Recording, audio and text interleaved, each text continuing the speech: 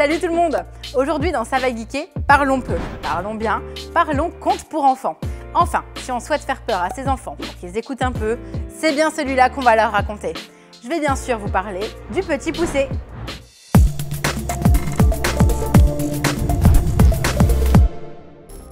Comme dans toutes les bonnes histoires, le récit commence ainsi. Il était une fois l'histoire de 7 frères qui furent abandonnés par leurs parents car ils ne pouvaient pas nourrir tous leurs enfants. Vous la connaissez bien? Eh bien, c'est la suite de l'histoire que vous allez jouer avec le Petit Poucet. Il était une fois des joueurs qui fuyaient la demeure de l'ogre en se repérant grâce aux arbres pour regagner leur chaumière. Le Petit Poucet est édité chez Purple Brain, sorti en janvier 2019.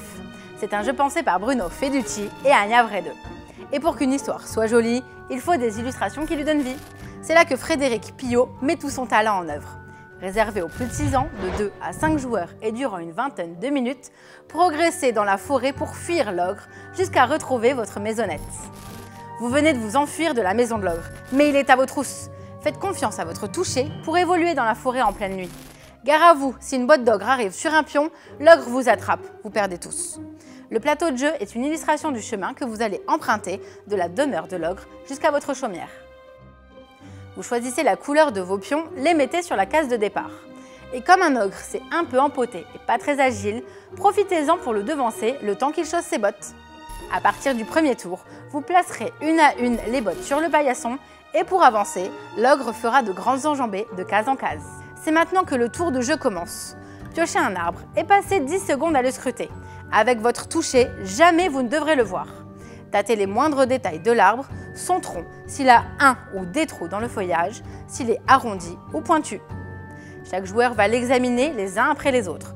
Une fois que vous l'avez tous touché, vous allez devoir le retrouver parmi les cartes arbres que vous ferez défiler devant vous. Le premier joueur à poser sa main dessus la remporte. Les autres pourront, à l'aide de leur carte Petit Caillou, voter pour cet arbre et du coup avancer aussi si c'est juste. Pour savoir si vous allez progresser dans la forêt, posez l'arbre sur la carte. S'il correspond, c'est gagné.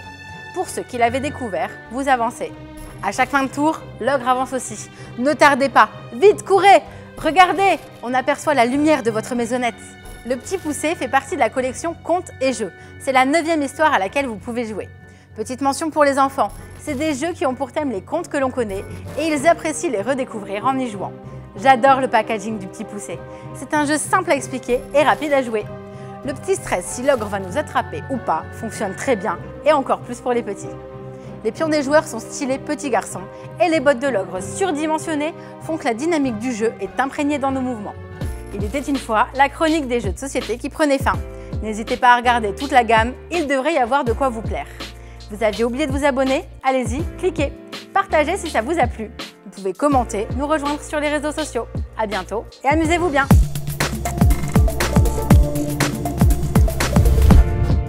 Allez, n'hésite pas à nous rejoindre sur YouTube. On va vivre des choses incroyables. Allez, clique, clique, clique, clique, clique, clique.